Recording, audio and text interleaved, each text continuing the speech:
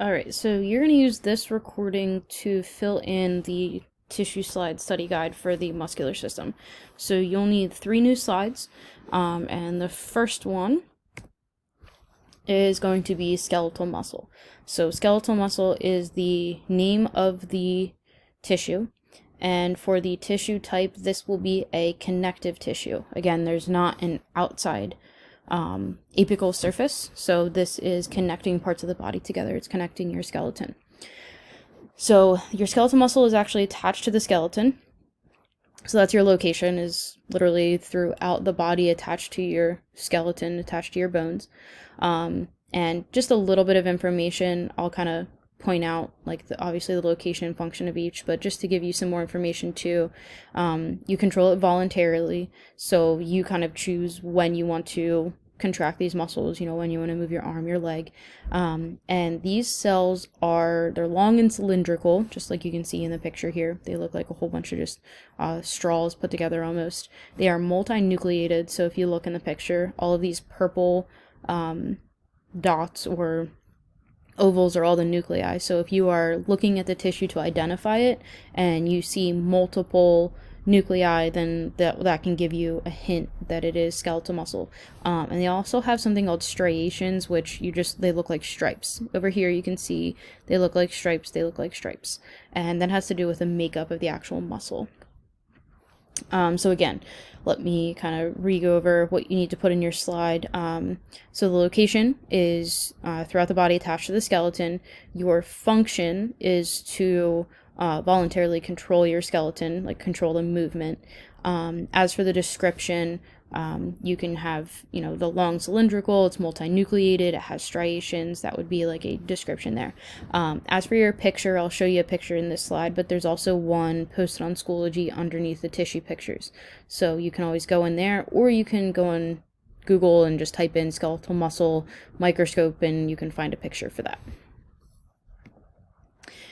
This is just a little bit more information of the skeletal muscle, and so you can see that this is basically what your muscle is made up of. You have one tiny little muscle cell, and they're all bundled together into a fascicle, and then your actual muscle is made up of multiple fascicles all together, and then the way that it attached to your skeletal system is through a tendon, which is again, it's a connective tissue.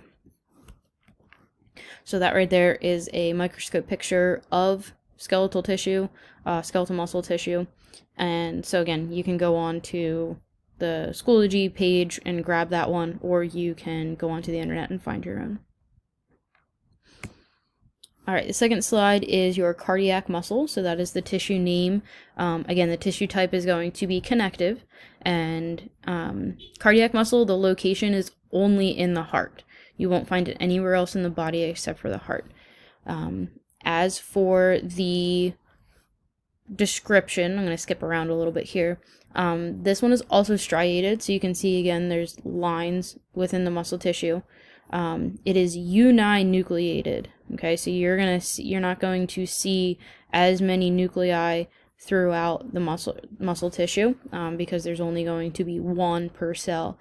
And instead of it being like long and cylindrical, they're short and they're branched. So you can see that they're kind of like, they go this way and then this way, and then they branch off kind of like a tree branch would. They're not straight and cylindrical like the skeletal muscle.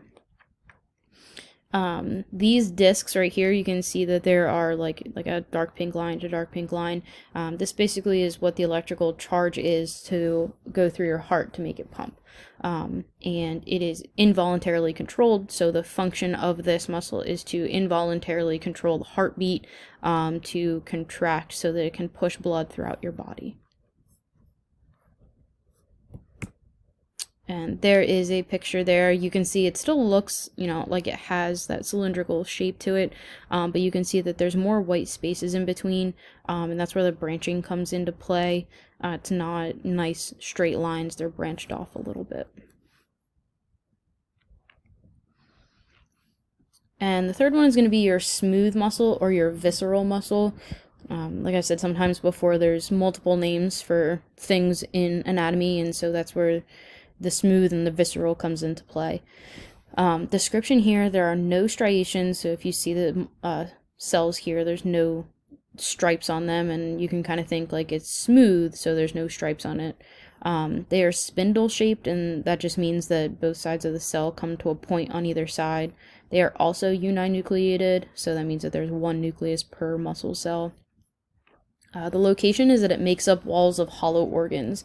So you can see it's pretty much in your digestive system right here. So you have your stomach, and you have your large intestines, and you have your small intestines. So that would be the location, is all of those organs.